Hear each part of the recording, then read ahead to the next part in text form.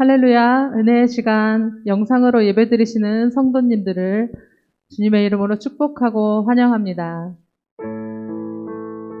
우리가 언제나 예배를 사모하며 성령님의 임재를 갈구하는 예배자들이 되길 소망합니다. 뭐든지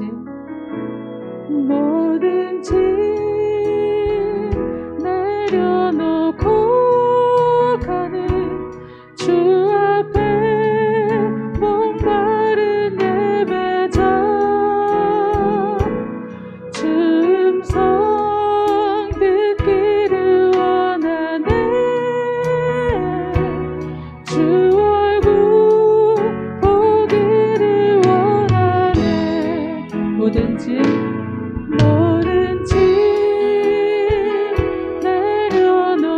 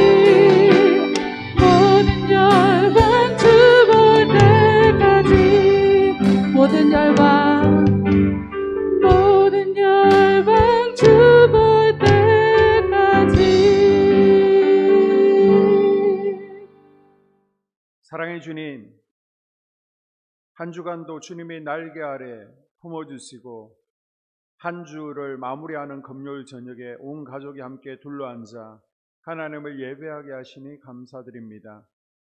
오늘도 말씀을 들을 수 있는 길을 열어주시고 이 말씀을 통하여 마지막 시대에 우리가 어떻게 살아가야 될지를 다시 한번 점검하고 재림신앙으로 무장하는 우리가 되어지게 하여 주시옵소서. 예배를 가운데 이 가정 가운데 하나님의 임재와 영광이 충만하게 임하게 하여 주시옵소서. 예수님 이름으로 기도합니다. 아멘. 할렐루야. 각 가정에서 영상으로 금요 성령 집회에 참여하신 여러분을 환영하고 축복합니다. 오늘도 말씀이 귀에 들려지고 실제가 되어지는 은혜가 있기를 바랍니다. 우리가 지난 시간에 이어서 계시록 13장에 나오는 적그리스도에 대해서 좀 더 구체적으로 살펴보도록 하겠습니다. 적그리스도에 대해서 적그리스도가 누구인지 사람들이 참 많이 관심을 가지죠. 그래서 영화 가운데서도 적그리스도를 주제로 한 휴거나 또 오맨이라는 영화도 있었고요.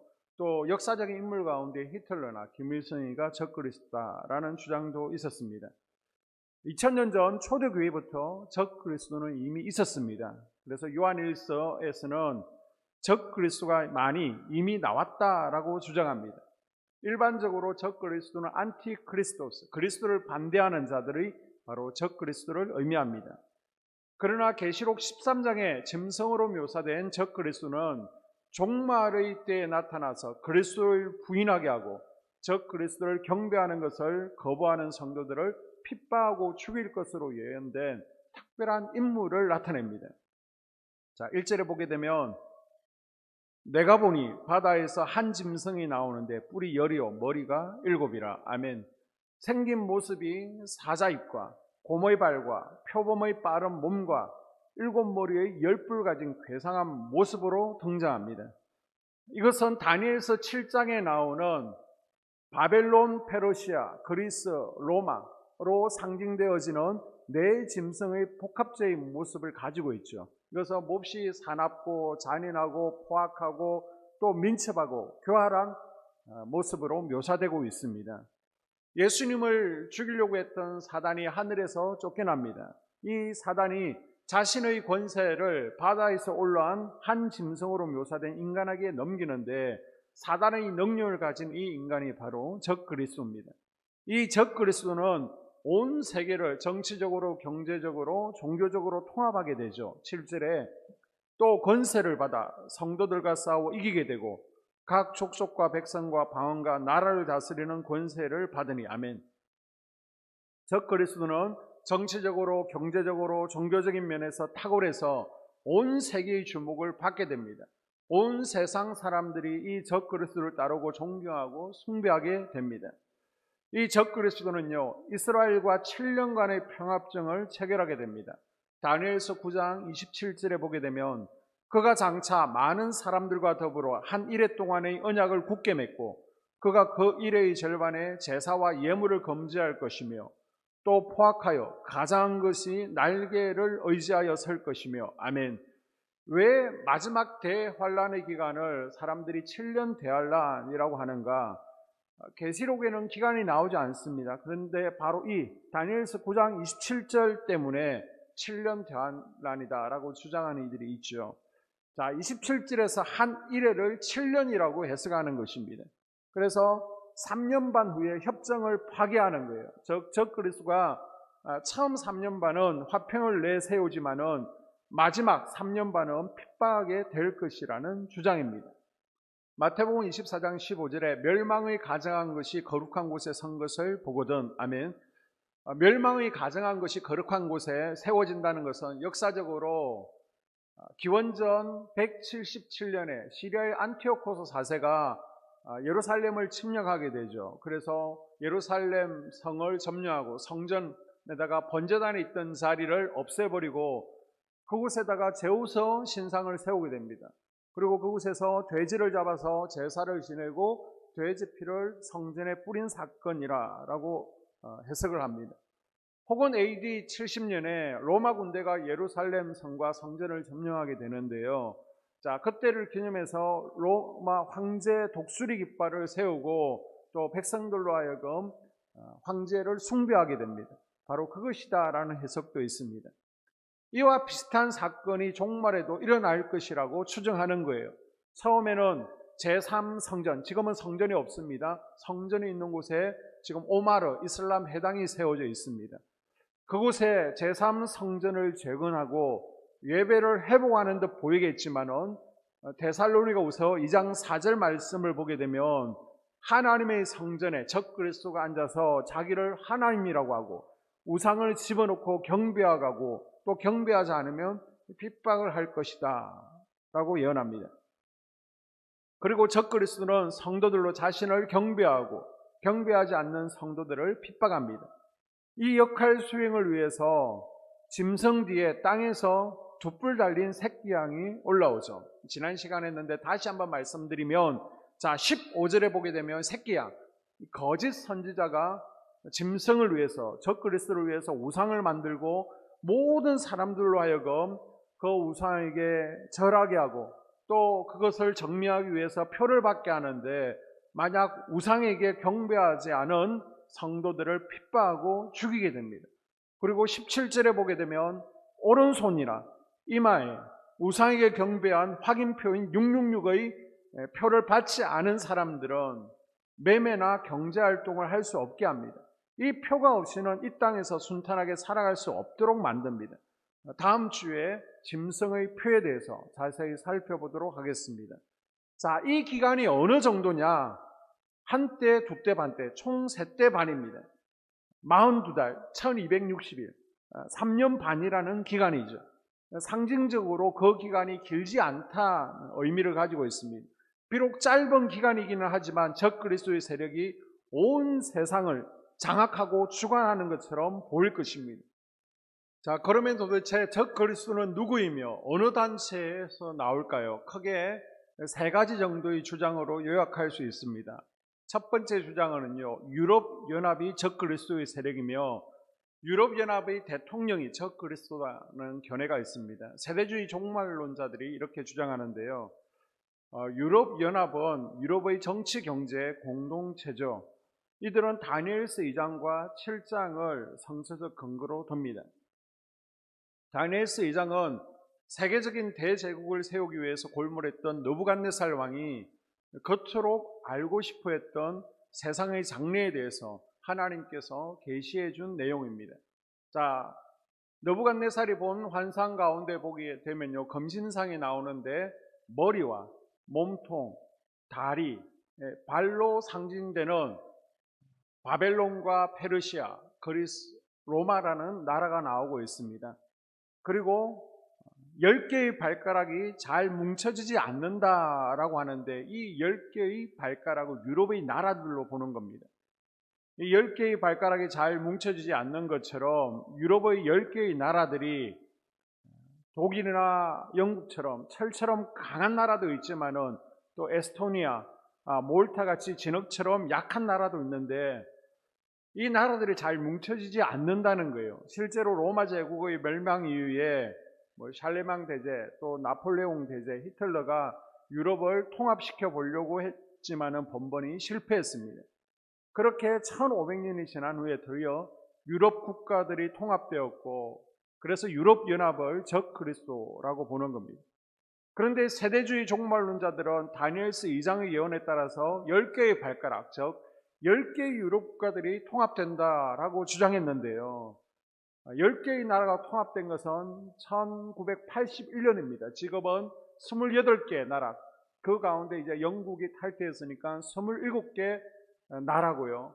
또 최근에 우크라이나가 가입 신청서를 내어 있습니다. 또 다니엘서 7장에 보게 되면 이 넷째 짐승 적그리스도가 10개의 뿔을 가지고 있습니다. 7절에 보게 되면 하반절에 이 짐승은 전의 모든 짐승과 다르고 또 10뿔이 있더라. 이 10뿔이 10개의 나라 연합체인 유럽연합을 상징하고 바로 적그리스도의 세력이라고 주장하는 거예요. 이 세대주의 종말론자들은 2009년 유럽의 초대 대통령이 적그리스도이다라고 주장했습니다. 또 그것이 불발되어지자 차기 대통령이 그리스도의 재림전 3년 반을 통치하면서 성도들을 핍박할 것이라고 주장했습니다. 그런데 그 주장은 벌써 13년이 지나갔죠. 두 번째 대통령도 임기가 거의 끝나가고 있습니다. 이 외의 근거로는 유럽연합본부 건물의 모양입니다.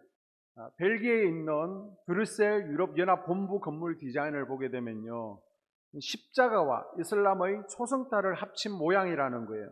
이게 바로 종교 통합을 상징한다는 것입니다.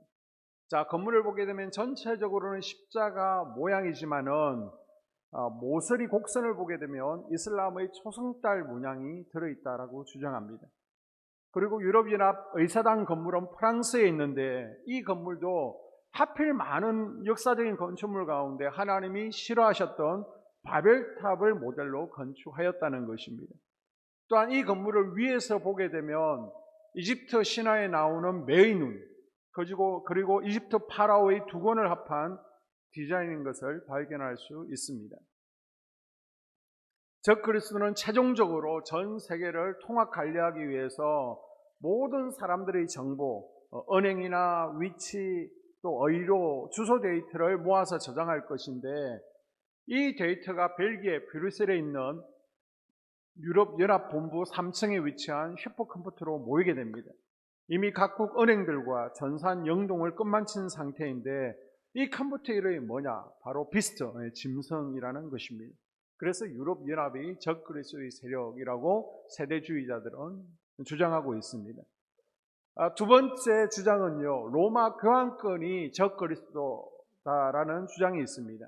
종교개혁자들, 존 위클리프나 루터나 칼빈이나 또 존 웨슬리, 이런 분들은 로마 교황권이 적그리스도다라고 주장하고 있습니다. 성서적 근거로 다니엘서 7장을 들게 됩니다. 자, 계시록 13장에서는 7머리 10뿔 달린 무서운 모습을 지닌 짐승이 나오는데요, 다니엘서 7장에서 넷째 짐승의 작은 뿔로 이것이 묘사되어 있다는 겁니다.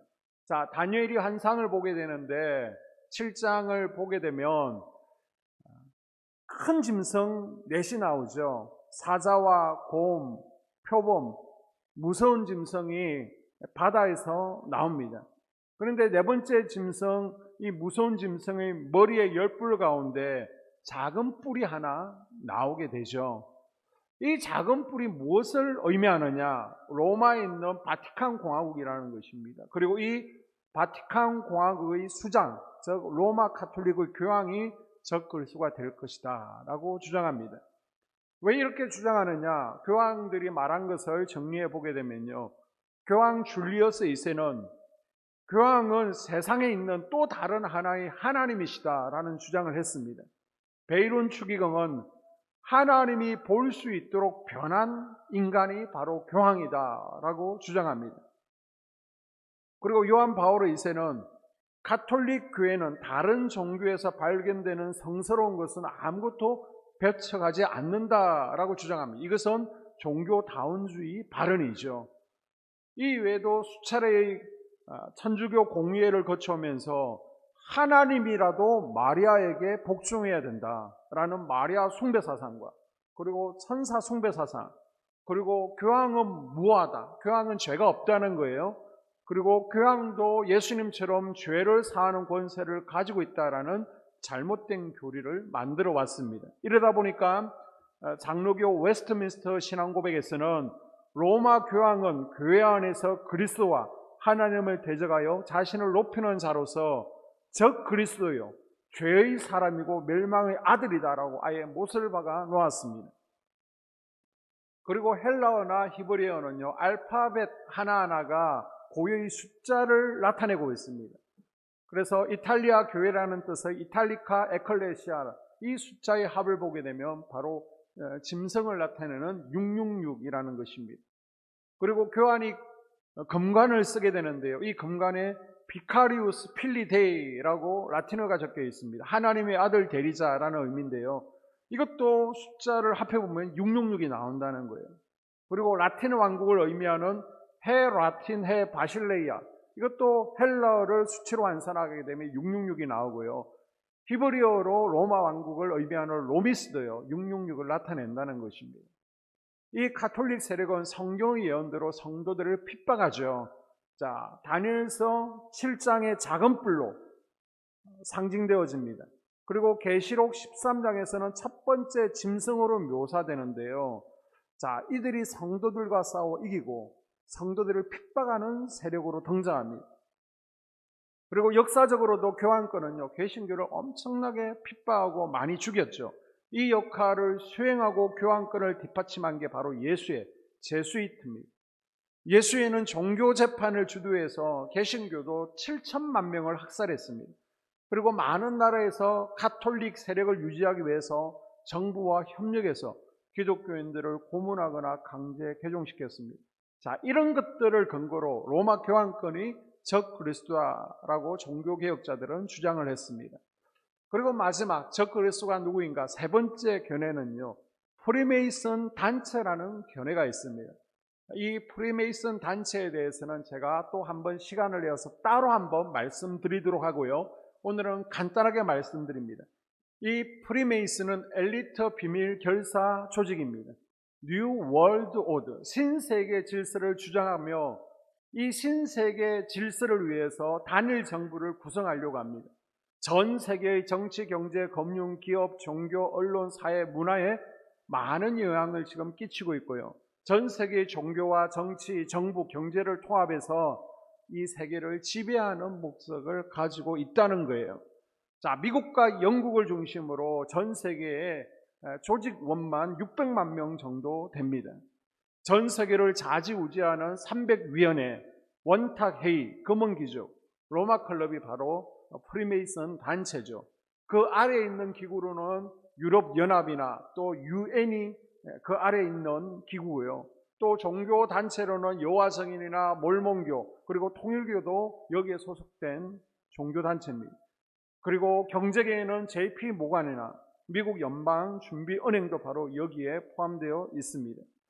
이 프리메이슨을 상징하는 상징물로는요, 이집트 신앙을 이어받은 피라미드가 있습니다.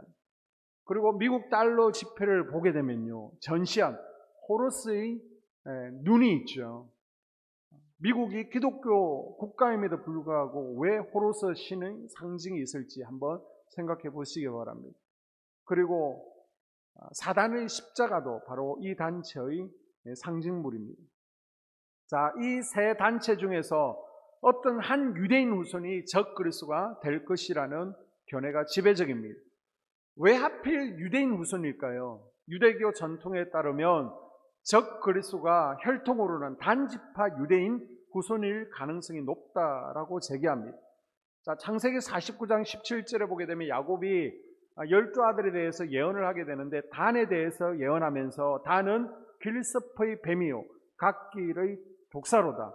말굽을 물어서 그 탄자를 뒤로 떨어지게 하며, 바로 예수님을 대적하는 세력이 단지파라는 겁니다.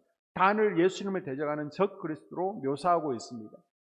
그리고 계시록 7장에 입맞은 자가 각 지파에서 12,000명씩 14만 4천 명이 나오고 있습니다. 그런데 12지파를 보게 되면요, 쭉 12지파 가운데 단지파가 누락되어 있죠. 대신 레위지파가 들어있습니다. 그래서 단지파 유대인 가운데 적 그리스도가 나오지 않을까라고 추측하게 됩니다. 자, 정리하면 계시록 13장에 나오는 적 그리스도는 성경에 정확한 기록이 없어서 출현 시기는 알 수 없습니다. 그러나 그리스도의 재림 전에 7번째 나팔이 울리기 전에 나타나서 성도들을 핍박할 것으로 예언된 특별한 인물인 것은 확실합니다. 자, 그러면 종말의 시대를 살고 있는 우리는 어떻게 해야 됩니까? 누가복음 21장 28절 우리 함께 화면을 보면서 읽습니다. 이런 일이 되기를 시작하거든 일어나 머리를 들라 너희 속량이 가까웠느니라 하시더라. 아멘. 주님께서 우리 그리스도인들을 향해서 이런 일들이 일어나는 것을 볼 때에 머리를 들라라고 말씀하십니다. 자, 머리를 들라라는 것은 어떤 의미를 가지고 있습니까? 세 가지 정도의 의미를 가지고 있는데요. 깨어서 주님 맞을 준비를 하라는 것입니다. 예수님께서는 그 이후에 34절에서 36절에서 말씀하고 있죠. 깨어 있으라. 예전에 유명한 이름 가운데 그레고리라는 이름이 많았습니다. 이 그레고리는 헬라어로 깨어있다라는 의미를 가지고 있습니다. 자기 자신이 깨어있는 삶을 살아가기 위해서 그레고리라는 이름으로 바꾸고요. 또 부모님이 자녀들에게 그레고리를 붙여서 깨어있는 삶을 살아라 라고 소망을 담았습니다. 여러분도 깨어서 다시 오실 그리스도를 기대하고 준비할 수 있기를 바랍니다. 자, 두 번째 머리를 들라는 것은요, 당당해지라라는 의미를 가지고 있습니다. 머리를 들라라는 말은 바로 앞에 26절에 보게 되면 무서워 기절하다라는 말과 대조되어집니다. 여러분은 언제 머리를 숙이게 됩니까? 기죽었을 때 머리를 푹 숙이고 있죠. 그러면 기죽지 마, 고개 들어라고 하잖아요. 종말의 징조들 앞에서, 적그리스도의 세력 앞에서 무서워 떨지 말고 재림이 가까워질수록 더 당당해지라는 겁니다. 그리고 마지막으로 이 시대를 바라보라라는 의미를 가지고 있습니다. 운동 경기에서 선수들은요, 감독과 코치의 사인을 잘 봐야 됩니다. 사인을 보지 않으면 감독 입장에서, 코치 입장에서 참 답답하죠. 여러분, 재림, 그리스도의 휴거, 재림의 때는 하나님의 감추인 비밀입니다. 그러나 예수님께서 계속 힌트를 주고 계십니다. 계속해서 우리에게 사인을 주는 거예요. 준비하라고. 그런데 우리가 땅만 바라보고 무엇을 먹을까, 무엇을 입을까, 무엇을 소유할까, 무엇을 즐길까에만 관심을 가지다가는 누가복음 21장 24절 말씀에 따라 우리는 심판의 덫에 걸리고 마는 겁니다. 적 그리스도 세력의 핍박을 이겨내지 못하는 거예요. 감당하지 못하는 거예요. 그래서 성도 여러분, 지금 우리가 살고 있는 이 시대는 평안하다, 평안하다, 좋은 세상이 왔다라고 하면서 땅의 욕심만 바라볼 때가 아니고, 일어나 영적인 머리를 들고 이 시대를 바라보는 통찰력을 가질 수 있기를 주님의 이름으로 축복합니다. 그리고 나면 마태복음 24장 31절에 큰 나팔 소리와 함께 천사들을 보내시리니, 이 나팔 소리와 함께 들으여 마라나다, 2000년 전부터 기대하던 예수님께서 드디어 우리 성도들을 하늘 보좌로 데려가기 위해서 이 땅에 오시게 됩니다. 날마다 그날을 깨워서 기대하고 준비하는 그리스도의 신실한 신부들이 될 수 있기를 주의 이름으로 축복합니다.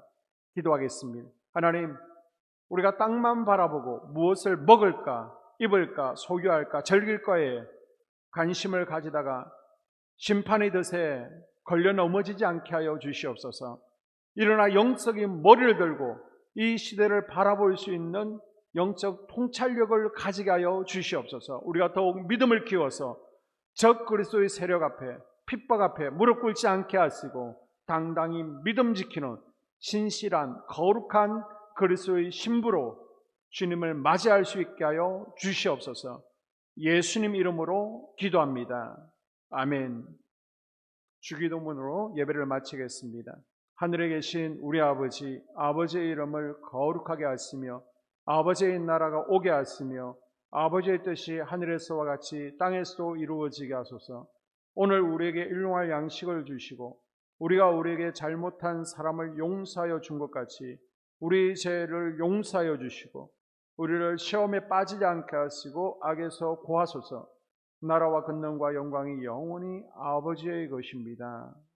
아멘.